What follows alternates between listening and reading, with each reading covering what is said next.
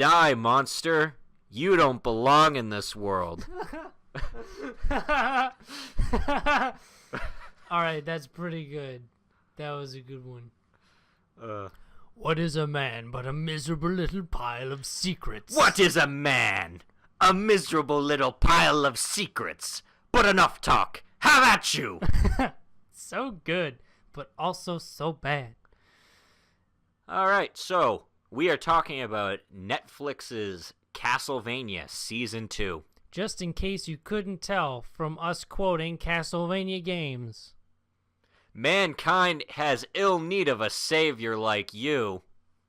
I don't know anymore. That's it. I'm tapped. The season follows immediately after the first season, where Trevor, Alucard, and Mage Girl. I forget her name. Me too. Belnadras, I know her last name. I'm gonna look this up on my phone. Yeah, they all get together and decide to go after Dracula, but instead they sit in a library for 7 episodes. And basically just banter at each other the whole time. Yes, the season is completely about the villains. Yeah, and you know what? I don't like the villains. I like Dracula. I think Hector and Isaac are kind of cool. Everyone else is stupid trash garbage. Turns out the best characters are from actual Castlevania games, and the original Do Not Steal characters are not that great. Yeah. You got Godbrand. He's a fucking Viking. They made the incredibly poor decision of hiring Peter Stormare, who you definitely know as miscellaneous random, like vaguely Eastern European man, to be a Viking. He is a Viking. He doesn't sound like a Viking. I don't know any characters he did. Name some. Because I'm like, did he? You know Until Dawn? Yeah. He's the Doctor. Okay. They even took his face for the Doctor too. He was not. Was he in GTA 5? Probably. He's been in like everything. Dude's a fucking working actor. And then there's Carmilla, who sounds like they had her record her lines with actual vampire teeth in. Sypha, that's her name. Okay, yeah, that's the chick's name. Sypha Belnadras. Yes, she does magic. But yeah, it's fine. They don't do anything this season. The main characters just sit around. They spend a lot of time doing nothing and reading books. They are in the Easter egg library. Pretty much. Yeah. Meanwhile, you get Carmilla, voiced by a famous actress that they put shitty vampire teeth in to make her lines not sound very good. And all her stuff her character did was just not very good. Jamie Murray, who I recognize her face. I recognize this one. Oh, that's right. She was in Dexter. That's it. Okay, she was in Dexter. Dexter. I should probably talk into the mic instead of looking down at my phone. Yeah. Not too much happens with the main characters. It's all about the villains, and they're all fighting with each other about how they're going to do their war. Most of the villains don't even fucking speak. Yeah, so there's this whole court of vampires that serve Dracula from different nations. There's one that looks like they're from China, some from the Middle East, India. You have sort of, it's weird because it's like generic multinational group of vampires where it's like, we picked this vampire from this place. Now we picked this vampire from this place. Now we picked this vampire to fill in the role of a white person, I guess, so we don't have too many minorities. We've got one from everywhere, and none of them have lines. Yep, only the Viking one and Carmilla. Fucking Godbrand has lines. Yeah. Swap out Godbrand with the I don't know where he's from. The white vampire who could possibly be from like Valeria or something, for somewhere in that region. Just like have that person in there. And you don't give your other vampires lines, so we give a shit when they fight. Yeah. Also, they're all fighting about this war against the humans, which is completely one-sided. Like they're like, oh, there's no organization. Does there need to be? There does not actually need to be. Do they all need to attack the same town at once where they're already one of them can overpower everybody? Oh yeah, Carmilla pushes to attack this one port town. She's really just she's real into it. Yeah, but the rest of them are all hesitant because it's right by a river. Even though Godbrand amuses me greatly because he's like, I don't give a shit about running water. I get on boats literally all the time. I use there's your problem solved. Boats and bridges. There you go. Yep, and it focuses a lot on his two Forge Masters, his Devil Forge Masters, which basically create his undead army of the night, and it's Hector and Isaac. And if you've played Curse of Darkness on the PlayStation 2, you know who they are. Yeah, they're okay. They're more interesting than most of the other vampires. So. Isaac is a lot different than his PlayStation 2 version, whereas his PlayStation 2 one, he was like this bondage-looking white guy. Oh. And in this one, he's a black dude who, I guess to keep up with that whole BDSM theme, whips himself. He is a self-flagellator. Yep. And... yeah. It is... A lot of that stuff is they focus a lot on Carmilla, who is she very obviously is manipulating Hector. But Hector, he's naive and just stupid. Yeah, he makes a lot of poor decisions. And you know what? Bad shit happens to him for it, which is fine. Dracula's super depressed this whole time, to the point where he just doesn't even care. Yeah. Where Alucard brings it up later, how this is basically just the world's longest suicide note. Yeah. Because he just doesn't give a shit. It's slowly revealed that because the other vampires are like, hey, if we wipe out all the humans, what are we going to do for food?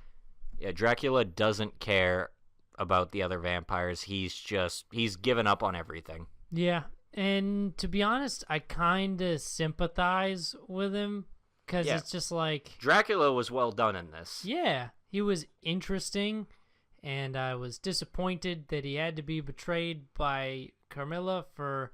literally no reason. Yeah. There is no foreseeable gain to her traitorism. So, story aside, because that's pretty much it, the problems I have with this entire thing is they put a lot of focus on the vampire court, and they're all pissed off about the way the war was running. Why? Why? Fucking why? Yeah. Why is any of this a problem? You outpower the humans completely. Even just one of those night creatures can take out a whole village. Yeah, and they just, like,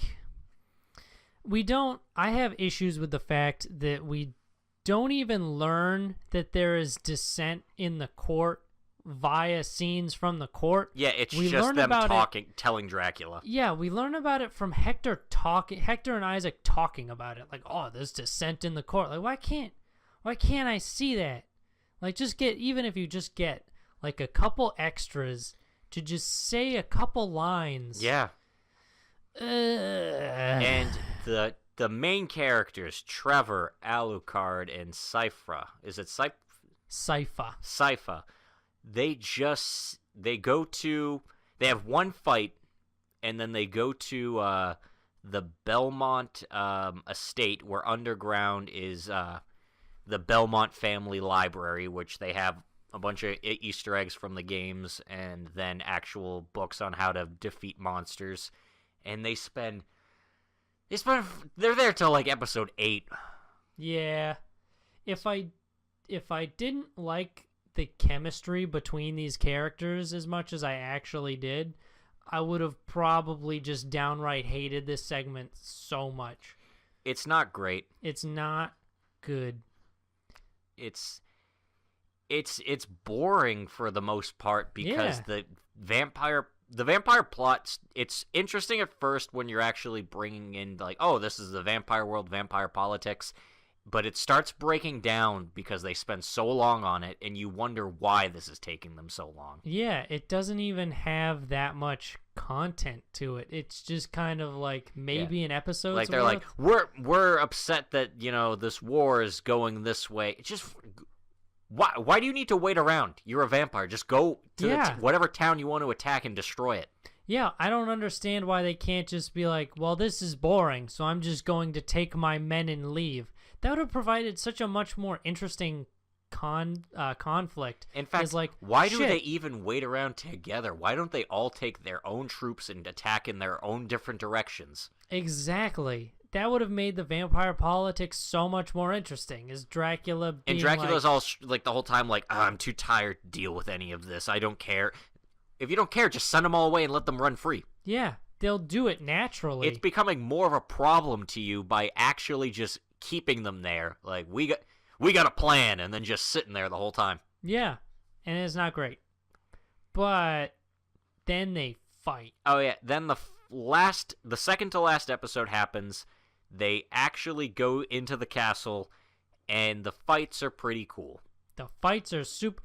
One of the things I consistently love about this show is the fight choreography is amazing. Like, it's so good. It's well done, and it just looks nice. There's a lot of cohesiveness to it, so I very rarely found myself being like, what's going on in this fight? Mm-hmm. I could tell, like, oh shit, Trevor's doing some real dope-ass stuff with his whip. And they finally have the game music Yeah. start playing. They do a nice orchestral cover of the song over the fight in the atrium of the castle, which they bring to them using magic. Yep, so that the whole thing they were figuring out in the library was how to stop the castle from teleporting. That's not even like the objective the whole time. It's just something like, hey, right at the end they figure, why don't we just bring the castle to us? We've got this cool mirror. We have a lot of magic books. And she puts it right on top of them. Yeah. And then she realizes, oh, this place is probably not that structurally intact and can support an entire castle. I probably should not have done that. But then it's fine anyway. And then they have their fight, which the early fight in the fort, as cool as it is, it's super low stakes. You don't, because they fight all the vampire, the vampire leaders who have never had a single line of dialogue or have a name assigned to them. Yeah. So you don't care about them. It would have been so much cooler if we had actually been able to see the vampires, like if they had all split off and we got to see them like slaughter a village using their unique abilities. That would have been dope. Because then during the last battle, I would have been like, holy shit, Spectre Fog Lady is going to fight him. How are they going to do that? But no, instead, we see it, and then she immediately gets beaten. Yeah, she gets frozen, and then it's fine. It's not great. It's cool to watch. It doesn't mean anything. Yeah. Skip to episode 7. Just watch episode 7, and you're good. Because episode 7 also has the Alucard Dracula fight. Is it episode 7? It is episode 7. Like 9. They go right into it. They go super hard into it. Yeah, basically watch the Alucard Dracula fight because that is the highest point of this entire season. It's great. Because it's basically two super beings fighting. They're moving so fast and just going through walls, up floors, so fast that Trevor and Sypha, they can't even keep up with them. Yeah. They lose them at one point in the fight that they're just gone. They're just, oh shit, where do we go? And it's great. And it's just a fucking awesome fight. And it ends with kind of a tragic ending for Dracula, which I kind of had some of the feels for. Yep, Dracula punches Alucard through a door, and it turns out they end up in Alucard's old room, and he kind of has a moment where he realizes he's killing his son because he's mad his wife died. Yeah, and he's like, shit, that's fucked up, me. I think the line he said was like, he's like, I'm killing our boy, the greatest gift you gave to me, and I'm killing him. And it's like that scene, I would say, is fairly well written. I enjoyed it. It's very good. And then Alucard shoves a stake into Dracula's heart and kills him. Yep. And he turns to dust and fades away. Goodbye, Dracula. And after Dracula's gone, they all decide what they're going to do next. Alucard decides he's going to stay and watch over the castle, and Trevor gives him the Belmont Library. Yeah, he's like, yeah, fuck it. Just take care of both of our childhood homes, whatever. And then him and Sypha leave for more adventures. Belmont and Belnadres. Or Benadres. I forget. I put my phone away, so I cannot look at it at this very moment. They decide to go out and adventure together. And also they're a couple now, because, I mean, it was going to happen. Yeah. And the last thing that happens is Hector ends up going with Carmilla, and she basically enslaves him to be her Forge Master now and beats the shit out of him. Yeah, that scene is actually pretty savage. Yeah, that's brutal. Because at first I was like, oh, he's just gonna be her slave. I don't really feel that bad, because he was gonna wipe out humanity, and he basically willingly let himself be manipulated by someone who was obviously manipulating him. But then she kicks the shit out of him, just punches his face in. Yeah, it reminds me of a part earlier where Hector and Isaac are speaking. And Hector is like, I don't really see the problem with cats playing with their food. Because, it's not something they do out of malice. It's something they do out of joy. And then Isaac turns around and just looks at him and is like, yeah, I bet the food doesn't feel that same way. Yeah. And that kind of made me... I wonder if that scene was kind of a callback. Because we just see Carmilla, laughing as she's savagely beating this poor man. Yeah. That would be interesting if that is what they did. I hope so. I'm pulling that being for it. him. I'm really pulling for him. And we see Isaac end up, because Dracula wanted to save him last second. Because Dracula wanted to die by the end of this. And he knew he was done.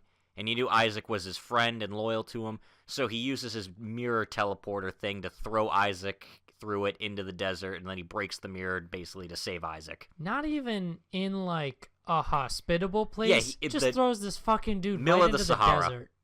And, Isaac's out there. A group of people who are naturally just assholes come up to him, and they're like, hey, let's kick the shit out of it and sell it at another town. So Isaac kills them all and then raises them as monsters and decides that he wants his own army. Yeah, he's like, it might be fun to build my own army.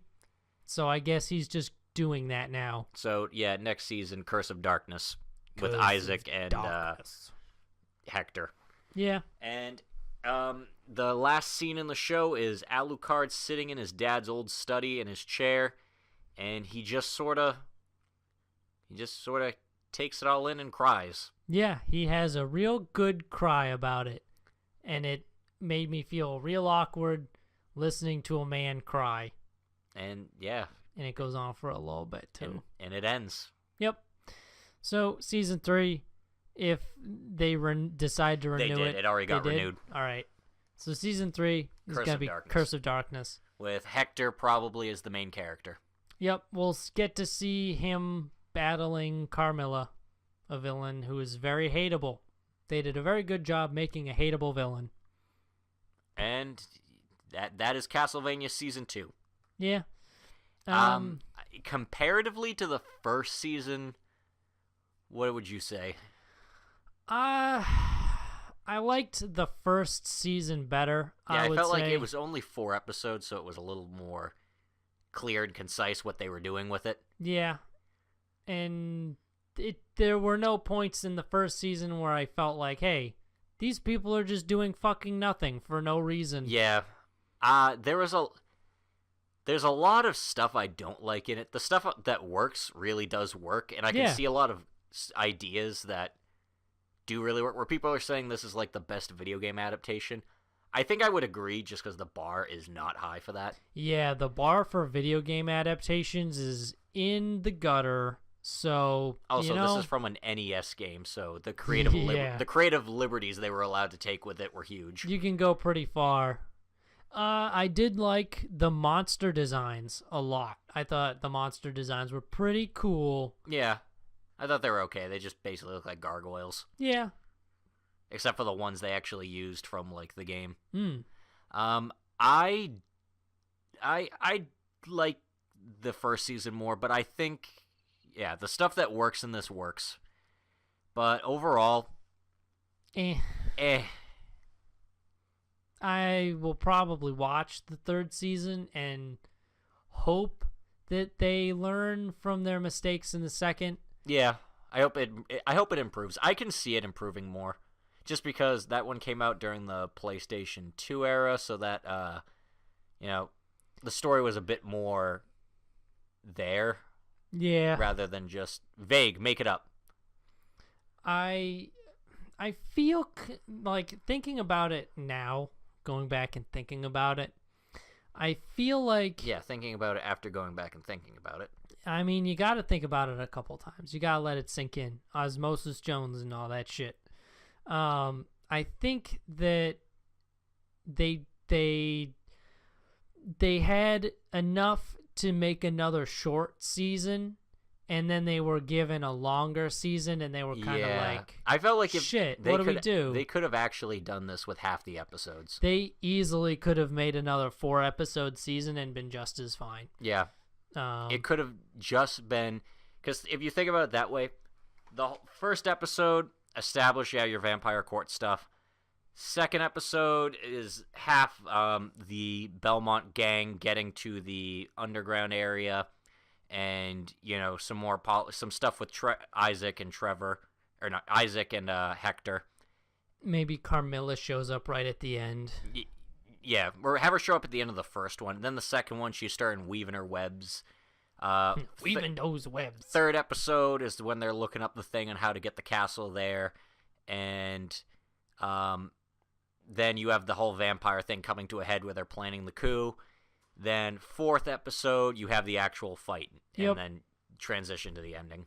Yeah, and that would have been a lot better, because that's kind of all that happened. Yeah, instead we got extra time devoted to people we didn't really care about. Like, I actually didn't care about Godbrand. I liked Godbrand. I didn't like him that much.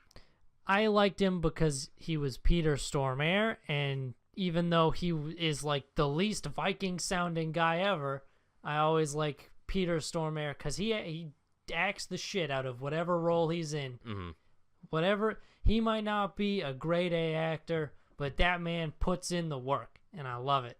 We don't have a rating system on this show yet, so I'm gonna give it a cool fight scene out of 10. Yeah, I'll give it some good fight choreography out of 5. The end. Goodbye. That is the end. That is Castlevania Season 2. Yeah. Watch the fights. Yeah, watch the fights. Goodbye. See ya. Enough talk. Have at you. If you like hearing us talk, maybe check out our podcast, The Protagonist Seat, or like and subscribe our YouTube channel. Yeah, it'll keep you up to date. Ring the bells, and it'll keep you up to date on all our cool stuff. And maybe check us out on Twitter at Protagonist Seat. Yeah. Now that I think about it, I'm pretty sure I repped our Twitter without giving the actual handle in an episode. So it's good that we have it at Protagonist Seat. Link in description below anyway. Link in the doobly-doo. Doobly-doo. The doobly-doo.